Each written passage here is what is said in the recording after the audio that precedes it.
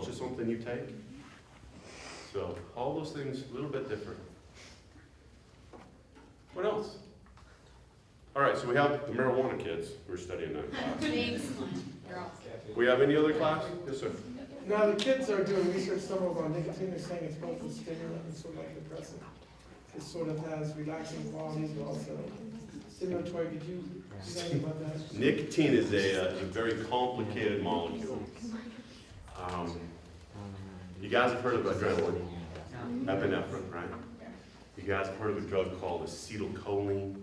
There's some chemicals in your body that are basically off and on, okay?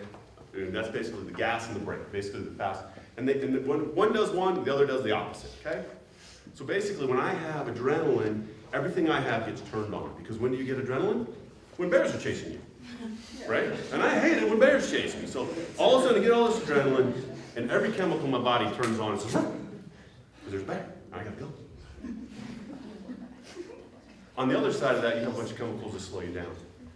Because what happens when the bear leaves? If my heart was running like that all the time, and my blood pressure was up, pretty soon you just burn out and die.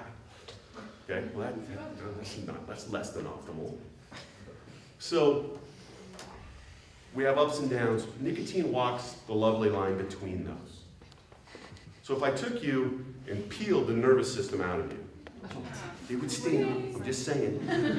It would take, you guys seen Breaking Bad? It would take some acid. It would have to get some work done. We could peel the nervous system out of you. And I poured nicotine on you right here. All those nerves would turn on. And if I poured nicotine on you over here, all those nerves would turn off.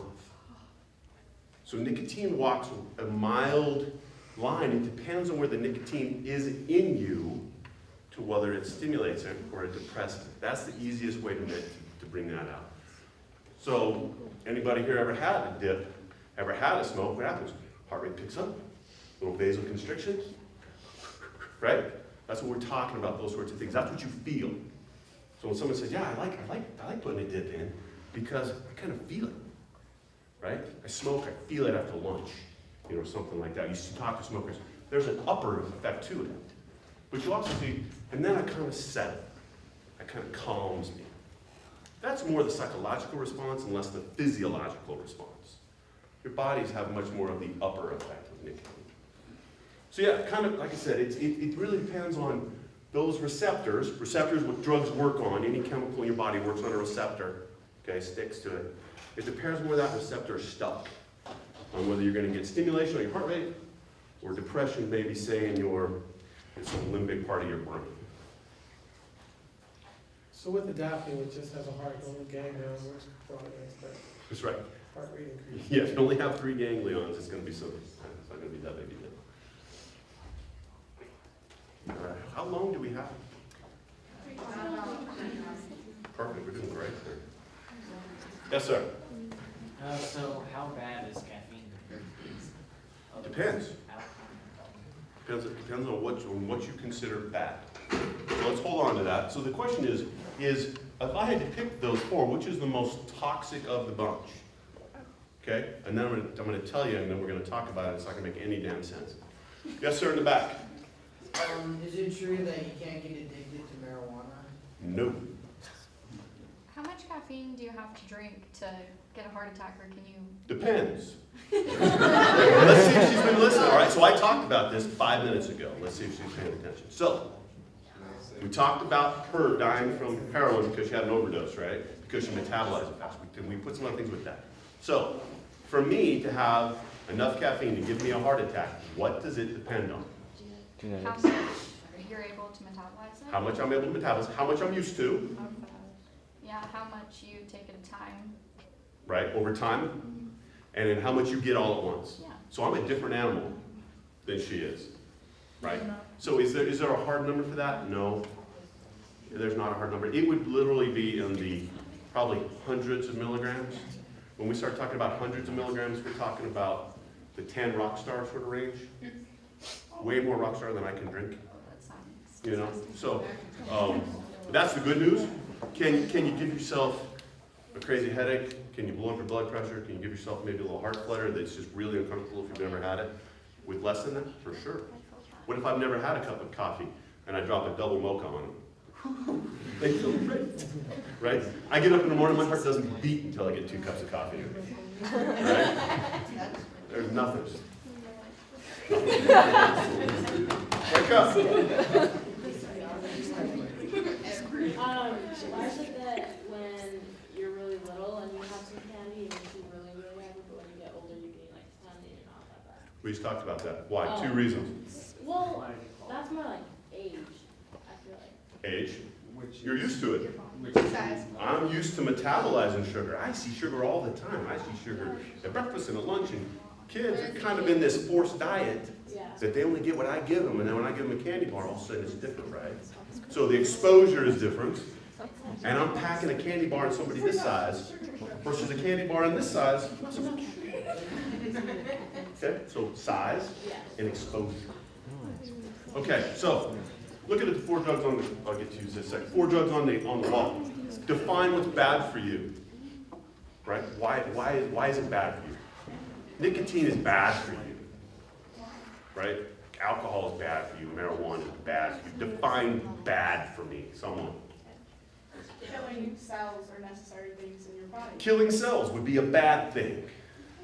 Like with nicotine, it replaces the Neurotransmitters. and I can't pronounce what nicotine replaces, but it's like it Replaces a chemical in your brain, takes its Yeah. place, does different things, right?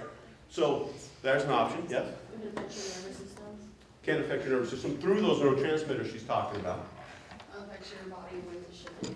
Okay, so bad, things that are bad. So what we decided with these 4, yes, go. causing short-term and or long-term adverse side effects.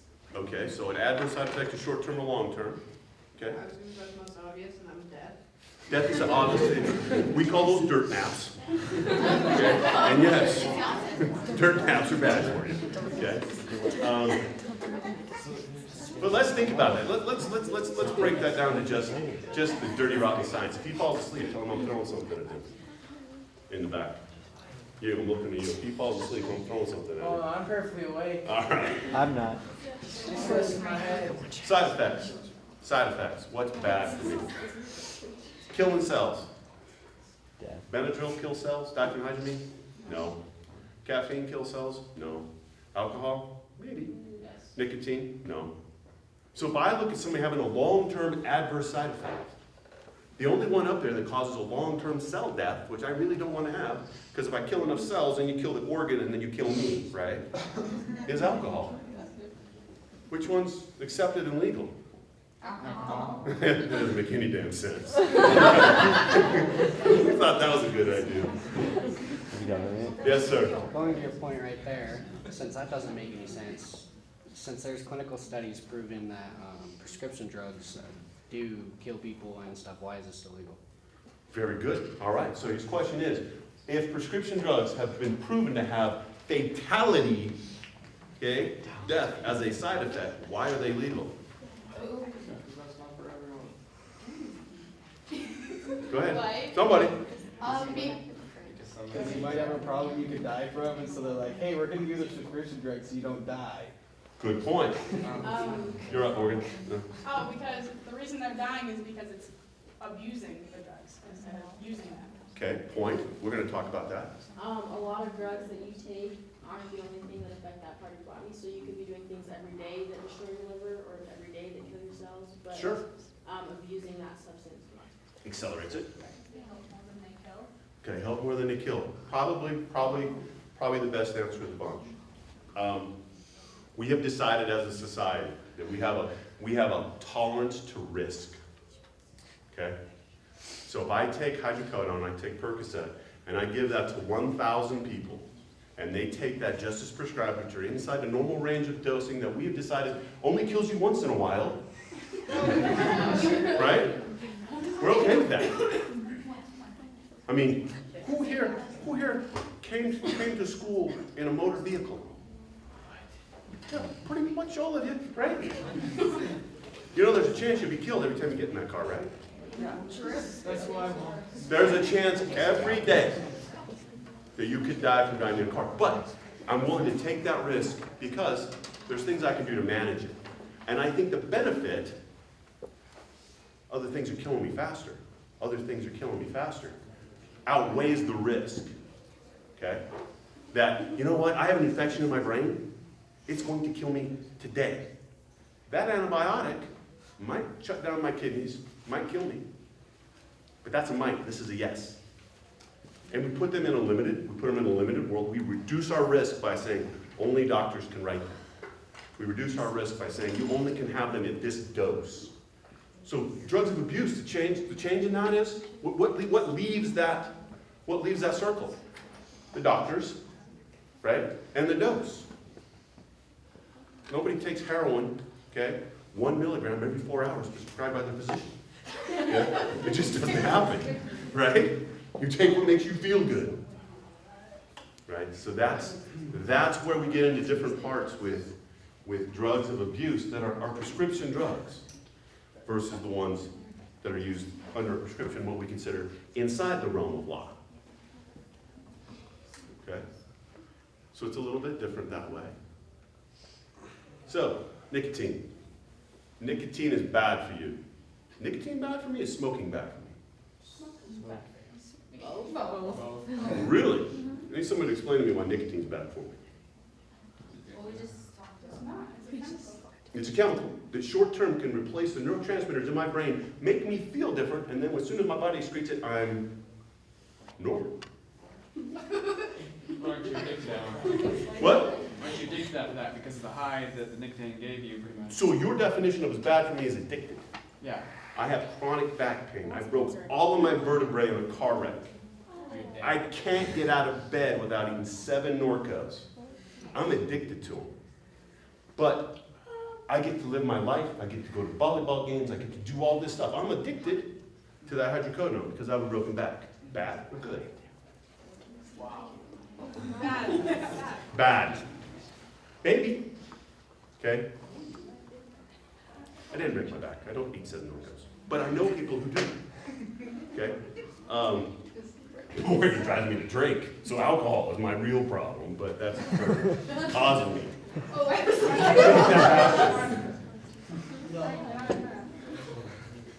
Most of the time, we have an unreal expectation of what the negative side effect is. Most of us don't like addiction, not because we're addicted to a chemical, but because when I get addicted to chemicals, they don't like me because when I'm addicted to chemicals, I scratch my skin. They don't like me because I'm addicted to chemicals because I steal and rape. Okay? Those are things that people don't like about my addictions. They could give a crap whether I'm addicted to hydrocodone and I go to work every day and I'm a great dad. Okay? So realize there's a difference between addiction to a chemical and addiction and the perceived, this is the way I act under that addiction, and that is negative. Okay? So those are different animals. So nicotine per se, you can kill yourself with lots and lots of it. Really good, it's fun to kill. You get a distilled nicotine, put that on insects, and you just watch them go blah. Okay? Basically, it's nerve gas. You can't eat enough nicotine to give yourself nerve gas. Okay? You can't, you're too big. Now, if you were little, we could do that to you.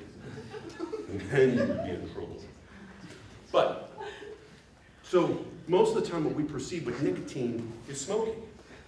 Smoking means I have all the other chemicals, the 200 odd chemicals in the marijuana,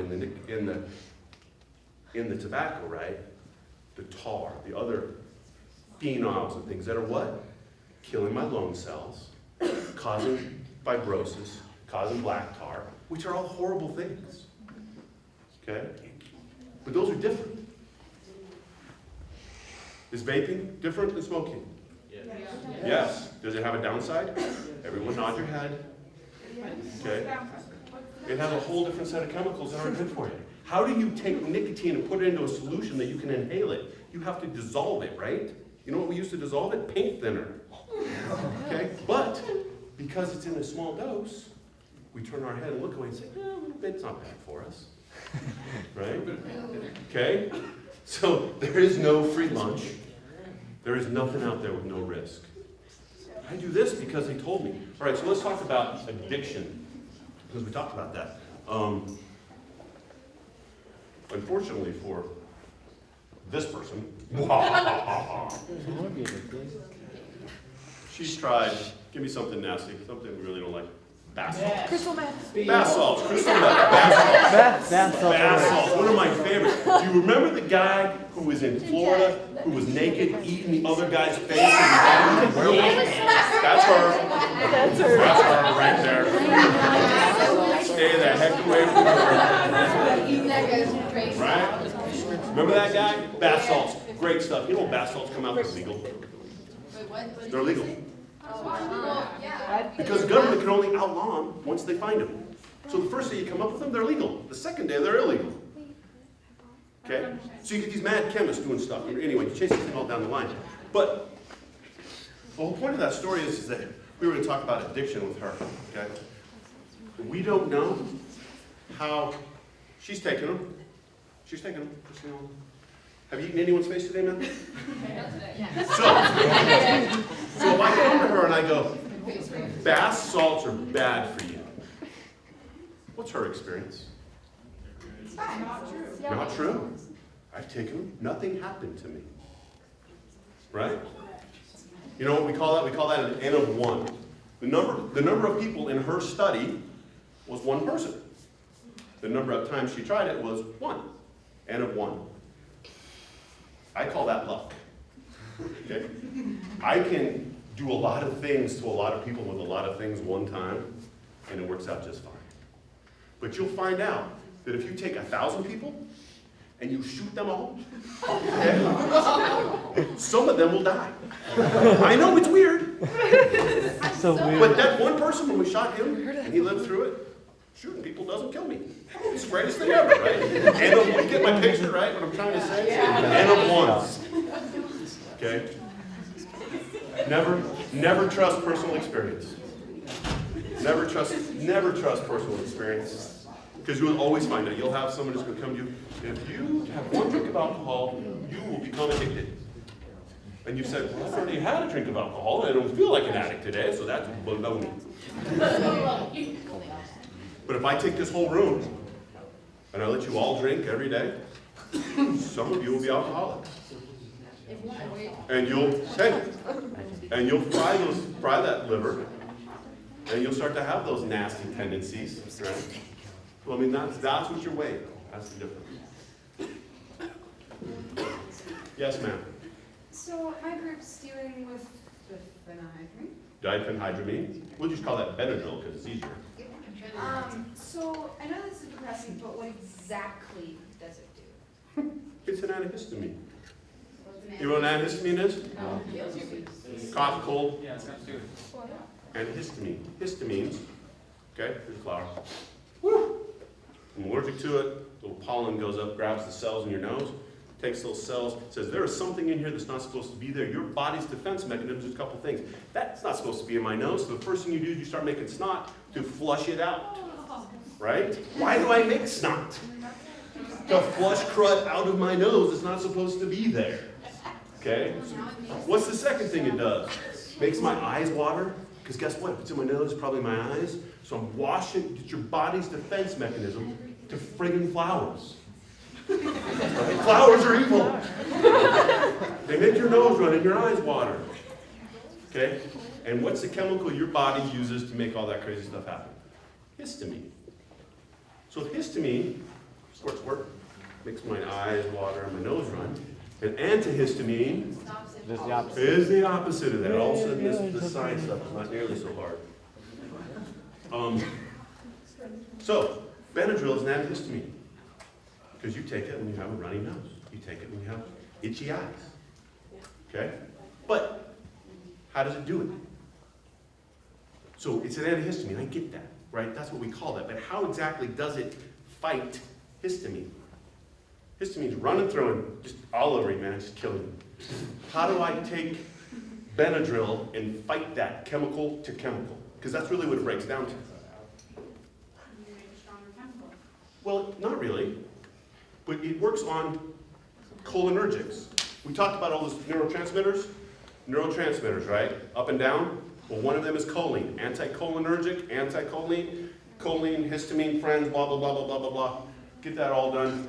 pretty soon, everything that you have in you that's anticholinergic, which is the same thing that we use in nerve gas, okay? Those things start to happen. So, why is Benadryl bad for me? The anticholinergic side effects, the chemicals it uses in your body to fight histamine has side effects. Those side effects, anybody here have a prostate? If you're a boy, you need to raise your hand. Okay? Oh my gosh. Thank you. Probably ought to go back over that part in class, because I got several hands that did not come up. Prostates. If you have a prostate, you take Benadryl, you get a little bit older, that prostate goes like this. And you can't go to the bathroom. And it sucks. And you come to the hospital going, please fix me. Okay? Side effect. Chemicals that tell your heart rate to go up and down. Right? Choline is one of them that slows you down. So if I take a little Benadryl and I'm anti-choline, choline slows down my heart rate should go up, right? If I'm taking the brakes off, okay, so my heart rate goes up. My blood pressure changes a little bit. The organs that have cholinergic receptors, those things that Benadryl works on, right, changes. So that's how Benadryl actually gets its side effects. If you take enough of that anticholinergic activity, you can screw up the metabolism enough to give yourself a rush out of it. It's not a very healthy one. There's a lot of bad things happening in here to make that all happen. But it wears off. Maybe, probably. Yes, Miss Warren. So how does alcohol chemically affect your body? Fantastic discussion. I was thinking about it, but I'm good. I think we can get it. Yeah, let's do it real simple. Guys ever seen a neuron? Brain cell, right? Looks something like this. Comes down like this. Right over here, you got one down here like this. Right? So I have an incredible thought. Like, I should cancel Morgan's. Pick something. Your allowance. No allowance for Morgan.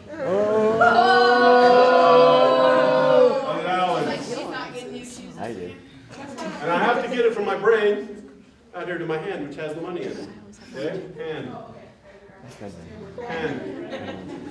What happens is these guys, these cell walls, are made up of fats.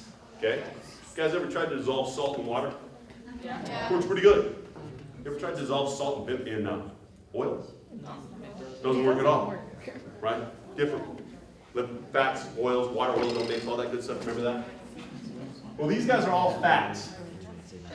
These guys are all fats. This whole cell wall. Alcohol, on the other hand, guess what? Is a solvent. You can dissolve a pound of butter in alcohol. Okay? Your brain is a pound of butter. So I get alcohol, inserts itself where the fat is. Okay? Pretty soon, this membrane doesn't work quite the way it used to work. And I have things like water, and I have like potassium going this way, and I have sodium going this way. Sodium. And this brain cell that says, I'm going to take Morgan's allowance away, right? Nerve cells don't work very good because the alcohol is incorporated in them. And pretty soon I'm going, have more allowance, right? So I give her extra allowance. That's how alcohol works. It dissolves your brain cells. Do you get them back? Sometimes. Probably to a certain extent. Realize that there is no free lunch. I have 1 trillion brain cells. I kill 1 billion of them. Think about that. 1 billion brain cells. That's a lot. Do I notice? Yeah. Probably not. What percentage is 1 billion of 1 trillion? Say 1/10 of 1%. Right? 1/1000. So can I miss 0.1% of my brain? Yeah. Don't care. What if I do that for 20 years? Oh, that's a lot. Right? Pretty soon that brain cell's not working very well. Okay? That's what we talk about. Yeah, I've drank. I don't see any side effects. Well, you probably do. You just don't notice them. Am I boring you? No, continue talking. You wake up. Yes, sir. So obviously all prescription drugs come with their handfuls of side effects, some worse than others. Yes, sir. So what is the criteria that a drug needs to make it behind yourself or on your, behind your counter? Very nice. So the first thing what you do is you have a government regulating company called the FDA. And what you're going to do is come up with our new drug here with us. We're going to say this class, we need a new painkiller. Let's use painkillers because they're easy. Y'all kind of relate to those. So what we're going to have to do first is we're going to have to come up with a chemical. So we're going to have to, who's really good at chemistry in class? You? Perfect. Sure. So we're going to sit down in a lab and we're going to create a chemical that looks like what? Candy. I like your head right there. See, not really chemist, marketer. We're going to take a chemical that looks like the natural chemicals in my brain, that when I break my arm, which you do, you break your arm, your body creates natural chemicals that say, you can quit screaming now. Okay, so we're going to make a chemical that looks like that, so that when I swallow it, it goes into my stomach, goes into my belly, goes to my brain says, ooh, I've seen this before. Pain's gone. Okay? That's simple. It can't be that hard. It cannot be that hard. So we'll come up with one of those. Then marketer, still not yet. I need a planner. Planner, anyone? A planner, perfect. Planner one, we're going to do is we're going to take that phase 1 trials. Okay, phase 1 trials. We're going to give that to a bunch of people and see if they die. It's strictly, we don't care if it works or not. It doesn't have to do anything for pain. We just want to see if your arms fall off, your kidneys bleed out, whatever, right? So we're just looking for completely, does it kill you or not? So that's the first place. And we're going to have some kind of threshold that we feel like is acceptable. 1 in 1,000? Not really. 1 in 10,000? Yeah, I'm good with that. Okay, so we've drawn a line that says 1 in 10,000 are going to have these nasty side effects. If it's any less than that, we're good to go. Magically, only 1 person died, we're good. So,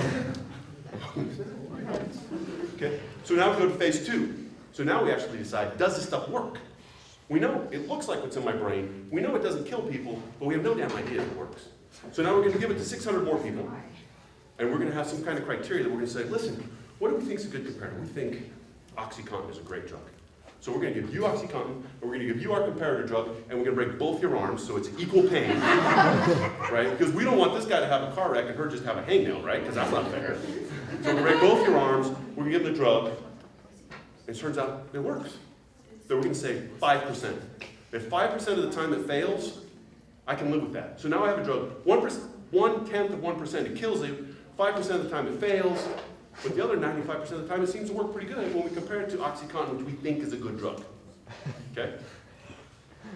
Now we take that, and we take that, and how much paper is that? We have to write this up in paper form. Think a semi. Ooh. Yeah, this room's actually really close. Think a semi. And how much money have we spent? A lot. So. Think 600 million. Yeah.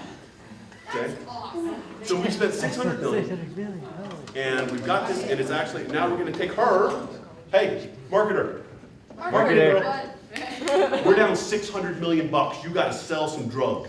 Okay? So I'm going to need some candy wrappers, Pez dispensers, whatever you think to get it out. You got to sell it. Like he said. That's what it takes to make a drug in America. Now here's the beauty of it. We got all the way to the end of it, right? We got this all done, we filed it, they took our money, we got our marketing, we set it out. And one of those people, that died, they sued us. So we just took our 600 million and flushed it down the toilet, we get to start all over. That sucks. Okay? Yes, sir. We got one person. So in general, what's the most addictive drug out there? Is it meth like everybody says? Probably. There are some things when we talk about addictive drugs. There are drugs that are, all chemicals are not natural. All chemicals, there are no free lunch, okay? But some chemicals are certainly more toxic than others, okay? Salt's a drug, it's a chemical, it has effect in me, right? Methylphenidate, Ritalin, okay? Crack, whatever you want to call it, is a chemical, okay? It has a different side effect profile. Instead of being 1 in 10,000, it's 1 in 100. Okay, that's a lot higher risk. Most addictive, fastest onset. Probably the things that we consider is the worst drug out there right now is probably the meth, the bath salts, those drugs. Why? Because of the stuff that's in them. They're impure. They have a bunch of other chemicals in them that actually do physical damage. There's a difference between changing your brain chemistry for 6 hours and stuff that actually rewrites your neural synapses, the chemicals she talked about. We talked about high. You don't even notice it, but if I do an EKG of your brain and I let you watch a TV show and I map it, and then I give you a dose of crack, right? And I let you watch the same show, 10 days later when the drug's out of your system, your brain doesn't look the same. It's only one dose. You can't tell the difference. But physically, you're different. That's probably the one that we worry the most about because of those physical changes. Well, some of these guys got to catch a bus, but we really appreciate it.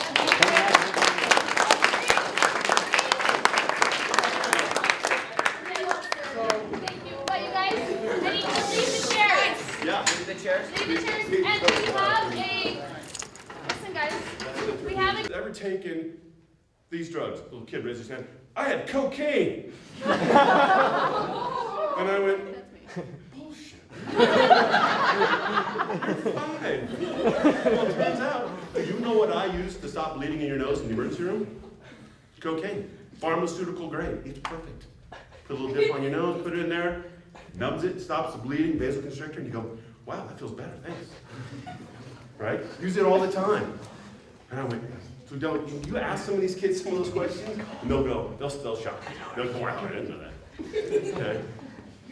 So don't be afraid to ask them. Who here takes medicine? Right? And then a kid says, well, I use an inhaler. Well, you have an inhaler. Do you think your medicine will work for this kid? Right? And this kid goes, oh. Right? And then you can talk to them instead of going, now let me tell you what you're going to learn today, right? Because it doesn't work that well with you all. Okay? I've tried talking to this one. Basically, when we have discussions, when I ask you questions, it works a lot easier than when I this is how it's going to be, and dictate all your lecture, right? So that's kind of how I would deal with little ones. I would try and ask them if what they've seen, tell them kind of in short, easy terms how it can make them sick, and keep it simple. You're on the right track. Prescription drugs that we see abused, probably the number one are painkillers. You guys name some painkillers? Hydrocodone, what was that? Ibuprofen is a painkiller, but not an opioid. It's more what we consider non-steroidal or anti-inflammatory. We don't usually abuse that, right? Because you don't get a high off of it. But if it's in Vicoprofen, which is a combination with hydrocodone, which we don't use, right, which is not Vicodin, it's Vicoprofen now. There's the geek in me popping out there, just for a second, sorry. Also, now that I can abuse. What do we like to use? Why do we use drugs of abuse? It does make you feel better. And sometimes you're wired backwards, right? Sometimes you have a personality that says, I like being these obsessive compulsive and some of these things, they help me to feel like it. It's just kind of wired into me, right? Part of it is some chemicals are more addictive than others. On that list, which one's the most addictive of the bunch? Nicotine. Why? Caffeine. Nicotine, and why? I like it. Why? There's chemical problems. No, you're perfect, dude. And that's exactly. Voice that up. Let's talk about that. It's not that it's the wrong answer. The answer is, why is it more addictive? Why do I give a crap about alprazolam, Xanax, versus diazepam, Valium? Why is there a difference between oxycodone and heroin? Right? There's a reason. Well, let me tell you the reason. Right? It's in the chemical. It's in the structure. He's just there. How fast the chemical works. Okay? So if I come up and I give you something and it lasts all day and it kind of goes like this. Slow, and it starts and it works for a while and it stops. It's hard to get addicted to that because it's not a rush. But if I have something that works like this, off and on, not only did I feel really good, now it's gone. So I want more. I want to feel good, and it's gone, right? So anything that does this, up and off, up and off, up and off, is way more addictive than something that lasts 5-6 hours, right? Nicotine's really quick, starts really acting really fast, right? Okay, so nicotine of that group has the fastest off and on, makes it more addictive than the other drugs up there. That's just chemistry. Okay, that doesn't matter, and that doesn't change who you are. And guess what? Unfortunately for Tess has built her genetics. She's just the lucky lotto, okay? Genetics, how you're all just genetic soup, by the way. Hope you don't feel too bad about that. You are. Her genetics makes nicotine especially fast and slow, and it sticks really hard when her body tries to get rid of it. What that means is that I give you nicotine, you nicotine, you nicotine, you nicotine, she really likes it. And it sticks in her. These guys don't care. Guess what? You're a Benadryl. Okay, congratulations, you're a Benadryl addict now. Ooh, bad hygiene. Sleep in the class all the time.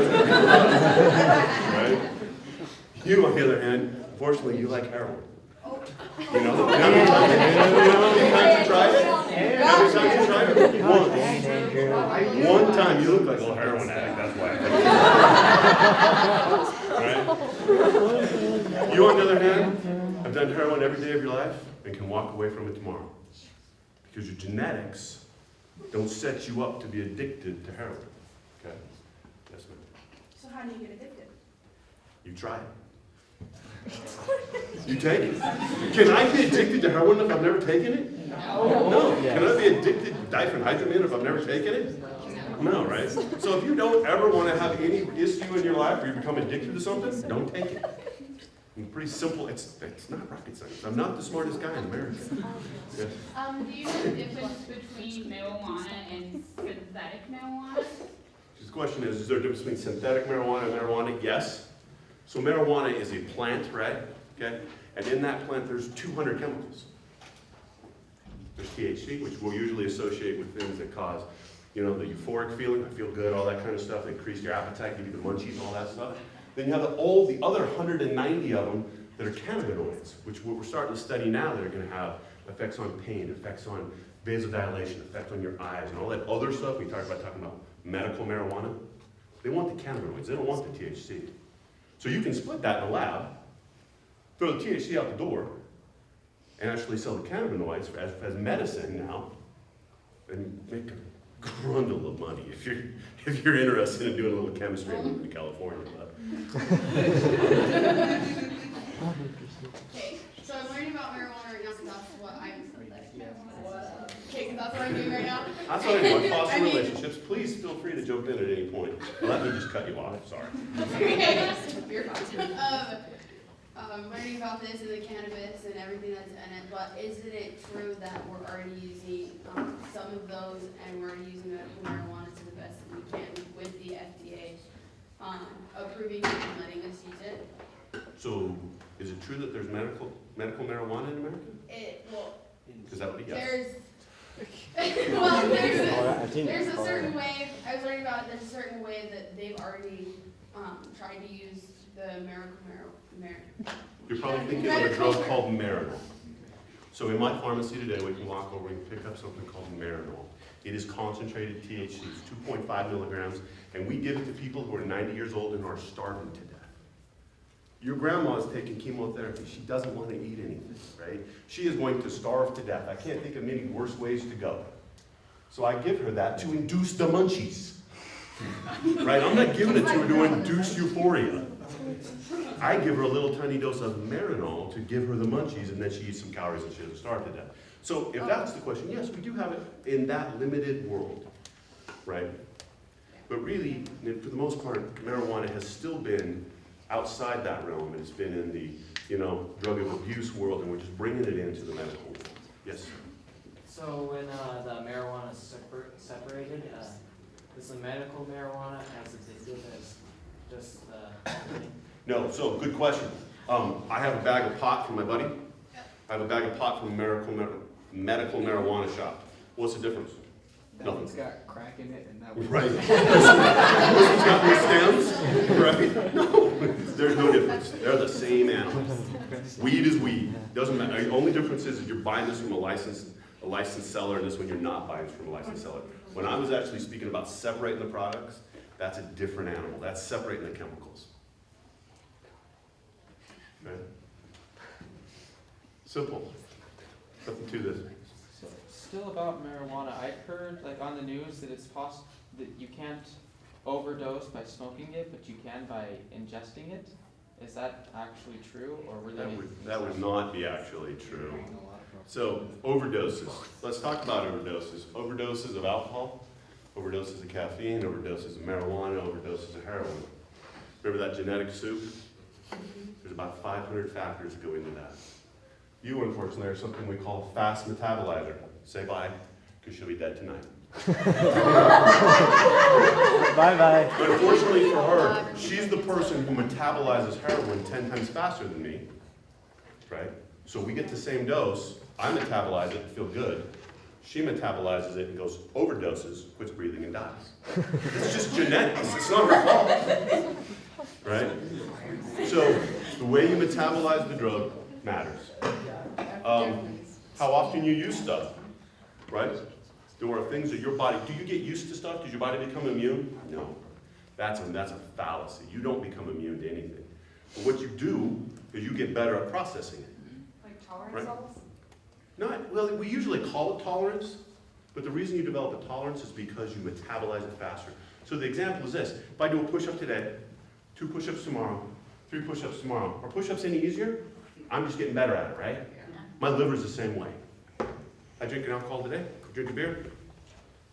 Tomorrow I drink another beer, my liver's better at it. I drink another beer the day after that, my liver's better at it. Pretty soon, the buzz I used to get off of 1 beer goes away because my liver clears it so fast I have to have 2. So is that a tolerance? Not really. It's more just the effect of your body getting rid of that, because none of these are natural. They're not supposed to be in there. Your body sees all these chemicals as a toxin, right? And it says that is not supposed to be in here and I need to get rid of it. Okay? So every drug has a little bit difference in your genetic makeup, in what you've seen for exposure beforehand, in the amount of drugs. Some processes, imagine that there are chemicals in the world that you can only process 1 milligram an hour. And everything after that becomes toxic, right? Well, if I take 1 milligram a day, do I ever get toxic? No. But if I take 10 milligrams all at once, 1 milligram gets metabolized, the other 9 milligrams become toxic. So dose matters.